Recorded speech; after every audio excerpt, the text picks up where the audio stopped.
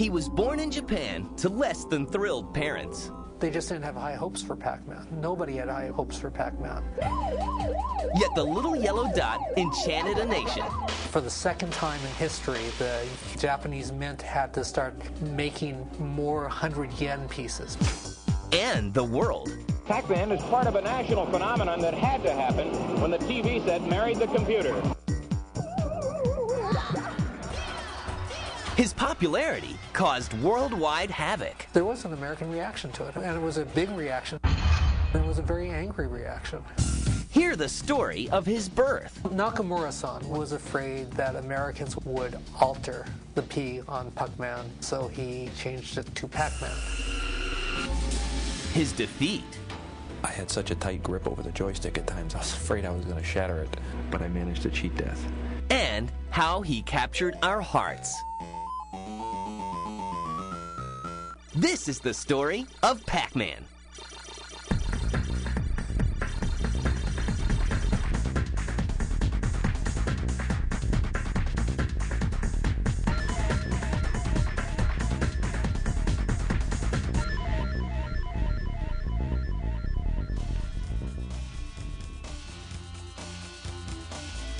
Back in the early 80s, every town would have a recreational center.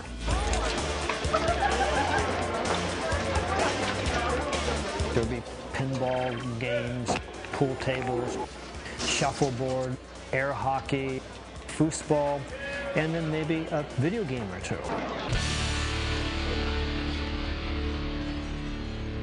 And most people didn't bother to go to the recreation centers in their town until some of the more modern games started coming out. Video games have been out there since about 1972, but they really had no major impact on the public. But all that is about to change with the birth of Pong, a video game that paves the way for the golden age of arcades to officially begin.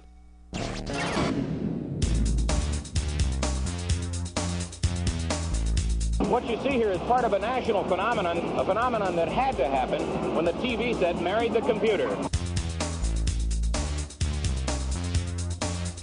Space Invaders was like the first game in this three-game progression that brought the public completely into the arcades and made them become enamored with video game playing.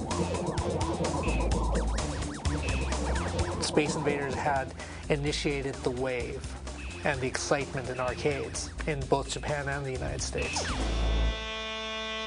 And right after Space Invaders, Asteroids came out, and Asteroids suddenly had further enhanced gameplay where people could get very high scores, and also got the competition going for people playing against each other in a bigger way than Space Invaders started for high score laurels.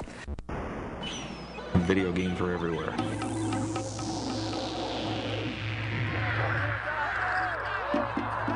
Everybody wanted to go, everybody wanted to play, everybody wanted to be the best. It starts with a quarter. By 1979, the American craze for video games is just beginning. They seem to have captured America's imagination, and its pocket change as well. But on the other side of the world, a young Japanese game designer named Toru Iwatani is inventing something new. Something that will change video games forever. Iwatani-san is a very interesting fellow. He came to Namco, he wanted to make video games, arcade games, based on pinball. He wanted to make a game that would appeal to women. He wanted to make a game that would be non-violent. And he wanted to make a game using the word taberu, which was to eat. Namco's president likes the premise. Iwatani is assigned a team of 9 designers to help bring his vision to life.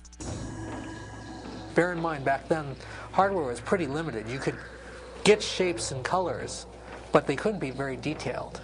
But he started the game, and one of the first things they ran into was, what does this character look like? When I interviewed Iwatani-san, he talked about going to a pizza parlor with his designers. They were eating a piece of pizza. Somebody pulled a slice out. And he looked down at the tray and there was Pac-Man staring at him. Fact or fiction? You make the call. Interestingly, though, In an interview he gave the year Pac-Man came out, he said that he would have liked to have said that he went to a pizza parlor and was inspired by pizza.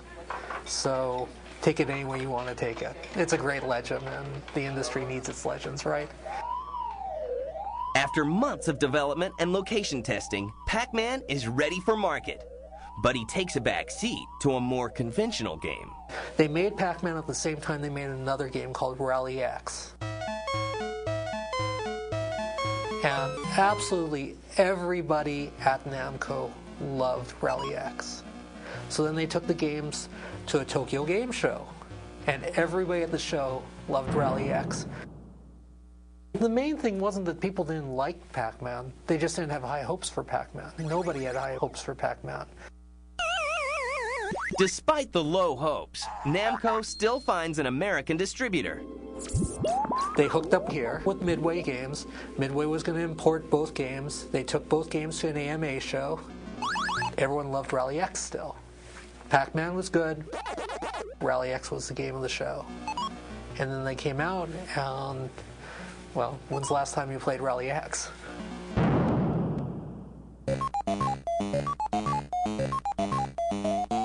In 1980, Pac-Man is released in Japan and instantly develops a feverish following. Pac-Man was a hit right off the bat. It was an immediate success in Japan. For the second time in history, the Japanese mint had to start making more 100 yen pieces because so many 100 yen pieces were sitting in the bellies of Pac-Man machines at that time. It had genuinely fascinating and invigorating gameplay so that it could become addictive to the person because it would really lead them into this incredible trial and error process of learning the game, memorizing patterns, or getting to developing your eye-hand coordination, your motor responses, so that you could defeat the game and have a high score. In Japan, the success of Pac-Man leads to some unexpected career changes. Around Tokyo, you'll see lots of vegetable stores. They're mom and pop store, they're all over Tokyo. These people stopped ordering vegetables, cleared out their stores. They'd buy maybe 10 Pac-Man machines, and they'd make a lot of money off of it. Now it's time to release the game in America. Well, with one major exception. It was originally going to be Pac-Man, based on the shape.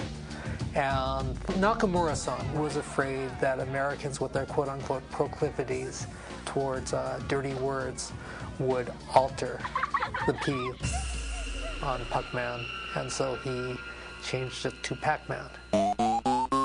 With the new name in place, the Bally Midway Company releases Pac-Man in October 1980 to a hungry American market.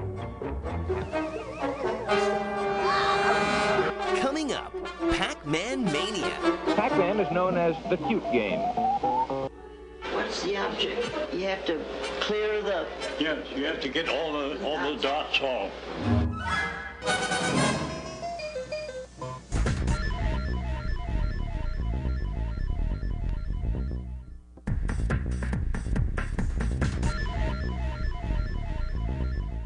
Yellow creature gobbles dots while being pursued through maze by monsters. In October 1980, Pac-Man is released in U.S. arcades, and America catches the fever. Oh, I played Pac-Man the moment it arrived at a 7-Eleven just outside of Burley, Idaho. When Pac-Man came out, it caused everybody to fall in love with video games.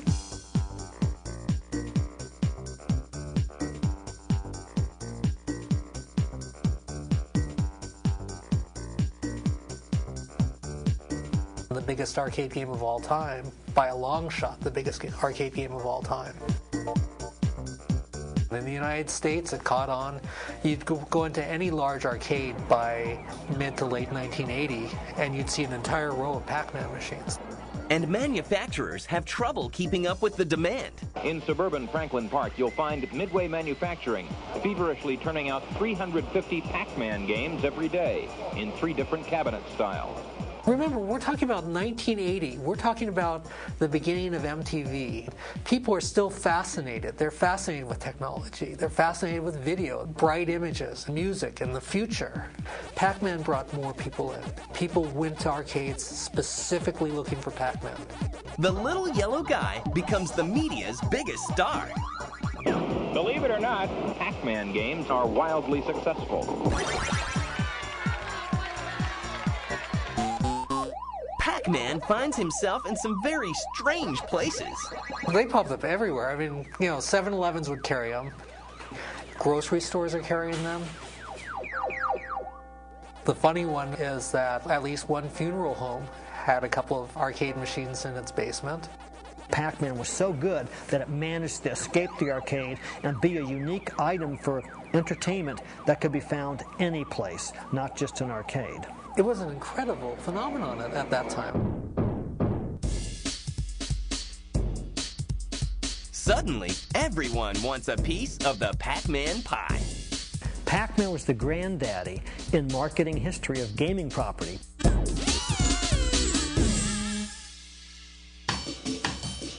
Pac-Man was the one that made it onto everybody's bed sheets, their pillowcases, their underwear. Pac-Man is everywhere. There are Pac-Man cartoons, there's a Pac-Man cereal, Pac-Man lunchboxes, Pac-Man board games. Things they wear on their wrists, things they wear around their neck, things they wear on their feet. There are Pac-Man trash cans, Pac-Man toilet seat. Just anything you can imagine, Pac-Man is there. Pac-Man was really the beginning of all that for the video game industry. It's not unique anymore because everything seems to be doing that now, but they're just following the path that was trailblazed by Pac-Man 20-some years ago. Love for Pac-Man knows no boundaries. Women loved Pac-Man, and they came into the arcades to play it.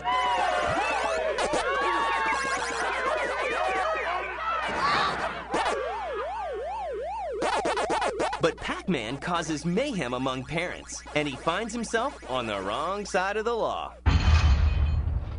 Look at the age group that was being attracted to arcades. It was a new hangout. There was concern about how much time children were playing at the arcades, that they were squandering their lunch monies at arcades. We're talking about in 1981, Americans dropped 20 billion quarters into arcade machines. They spent 75,000 man-years playing arcade games in 1981. That's a lot of time that could have been used doing homework, a lot of time that could have been used in movie theaters, according to Hollywood, a lot of time that should have been used listening to music, according to the record companies. People in all kinds of industries looked at it as a very unhealthy competition. Pac-Man becomes the poster child for the anti-video game movement. Pac-Man really was at the forefront because it was the most popular and it was an image that everyone knew. Everyone knew the little yellow ball. Clearly that was the focal point. And there was so much press. Everybody who wanted to control and regulate and limit video game play, well, then it becomes sort of a renegade thing. You're a renegade if you play it, if you buck the system. You make all the older people mad, or you annoy them, or you do what they're telling you shouldn't be doing. There were big court cases where arcades were limited in the hours they could open and where they could be located. There was an American reaction to it, and it was a big reaction, and it was a very angry reaction. But the protests do little to reduce the fever. In fact, Pac-Mania is just beginning. Pac-Man had a very long lifespan. In 1981, Pac-Man was competing with Donkey Kong. But before it was competing with Centipede, and it was competing with Battlezone. I mean, Pac-Man had just these long, long legs. Pac-Man was hot right up until Ms. Pac-Man came and eclipsed it. Ms. Pac-Man is released in January 1982. But the game is created by college students, not Toru Iwatani, the creator of Pac-Man. Ms. Pac-Man's a great story. Namco had nothing to do with the creation whatsoever. a team of MIT grad students developed an add-on board, which they attached to an existing Pac-Man board to enhance the game. They went to Midway and they said, we've got this Pac-Man add-on, would you like to buy it? And the president of Midway basically said, hey, you know, we've been looking for a sequel to Pac-Man. So they bought that add-on and they added it to Pac-Man. All they need now is a name. So originally they were going to call it Mrs. Pac-Man, but somebody said that Mrs. Pac-Man was offensive to women. So then they were going to call it Pac-Woman. But the problem was, in the cutscenes, she is a baby. And, you know, heaven forbid we show any Pac-Man promiscuity. Honey, don't you know I'm more than Pac-Man with a bow? So, a very politically correct Ms. Pac-Man is ready for the arcades. Upon release, she immediately outperforms her predecessor, selling over 115,000 units. But her fame is short-lived.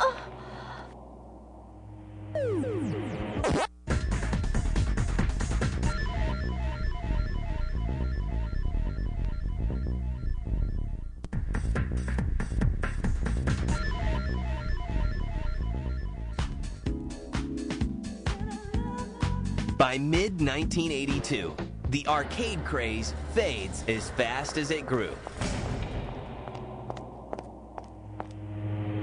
Inevitably, there was a shakeout, and the number of arcades that were existing in America at the time, which numbered maybe about 20,000, which was a lot. It was an arcade in every town, essentially. Then it shook out so that there were only about 12,000 left, and then it shook out more, and there were only about 4,000 left. The Pac-Man family alone isn't enough to save the ailing arcade business. Games become unpopular when people get very good with them. You see, Pac-Man is one of the greatest games, and the reason it's one of the greatest games is because it's also one of the hardest games. Players who become adept at it know that there are patterns. And so now all of a sudden, instead of people playing for 30 seconds, now you have people who can come in, they'll drop a quarter in, and they'll play for an hour, or they'll play for 2 hours, or they'll play until they're just bored and go home. And that all of a sudden makes the arcade business extremely expensive. By this time, the public's attention has already shifted to another technological boom. In the spring of 1982, home versions of popular arcade games are flooding the market. I'd like an Atari 2600 system, please, and everything that goes with it. Everything? You sure want everything? I want everything. Arcade knockoffs did not have to be especially good or especially attractive. They needed to have decent gameplay, and they needed to have the name of the arcade game right on them. But can home consoles save Pac-Man from extinction? In April 1982, anticipation rises for Atari's version of Pac-Man for the VCS. Here comes Pac-Man, biggest game in the history of arcades. People are really excited. The pre-orders are huge. Atari is so sure that this is going to be a hit that they made more copies of Pac-Man than there were active VCSs in people's homes because people would play it, and this would be a huge hit. But the game stunk. The game really, really stunk. The ghosts keep on appearing and disappearing. They didn't move smoothly. Pac-Man didn't move smoothly. The mazes were not the same mazes that you saw in the arcade game. The dots were replaced with dashes. There was just nothing right in it. Despite the lackluster graphics, the public loves having Pac-Man in their homes. And Ms. Pac-Man follows closely behind. This Ms. plays only on the Atari 5200 Super System. Now you're talking.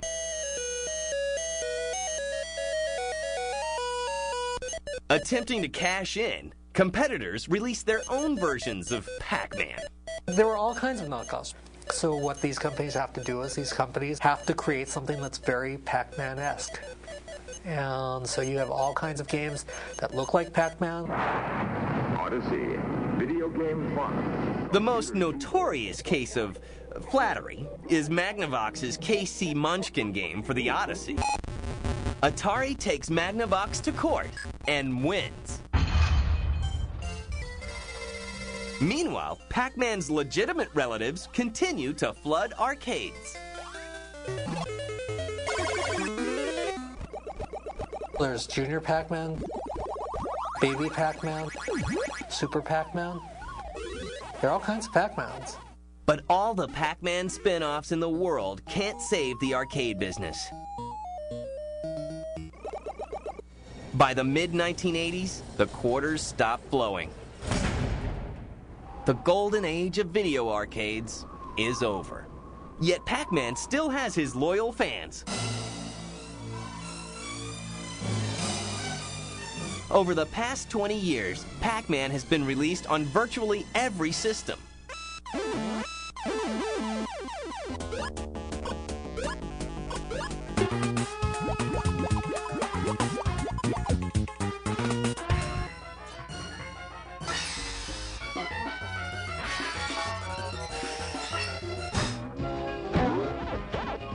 And the desire for high scores never wanes.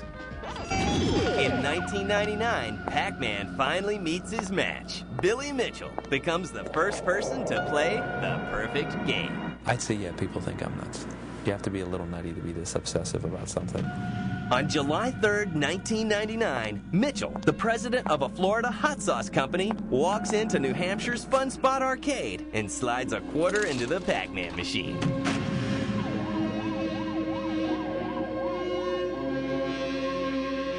I had such a tight grip over the joystick at times, I was afraid I was going to shatter it. It was for sure the most difficult thing. 6 hours later, Mitchell manages to eat every dot, every ghost, and clear 256 screens. He actually beats the game. 6 hours isn't really any big deal. I could easily do 12 hours. But what about those necessary breaks? You know, when nature calls. The fact is, there's several places where you can hide the man, where you can take a break. There's places where you can hide him for up to 20 minutes. There's one place you can hide him indefinitely. It took a very high degree of knowledge of the game. When you get to the final stage, the game is different. There's invisible dots. There's dots that are there that you don't get points for. There's dots that are not there that you get points for.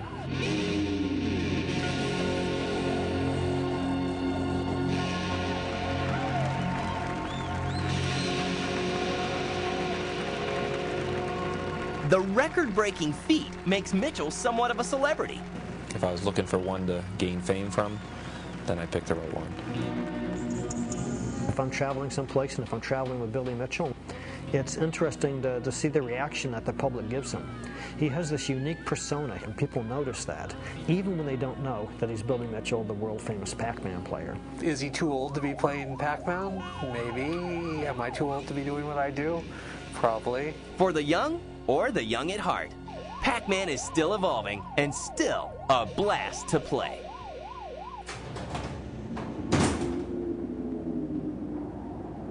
There are very few game characters from the early 80s who are still active in today's gaming scene. Pac-Man would be probably the main one. Pac-Man is engraved in that gaming psyche. Pac-Man did leave an indelible mark on 20th century culture, and especially late 20th century culture. And Pac-Man continues to enchant gamers worldwide with his latest adventure. For Namco, Pac-Man is still very much alive. It's a sign that everything has gone full circle, and now the original games are being recognized and given their due once again, but in a new way.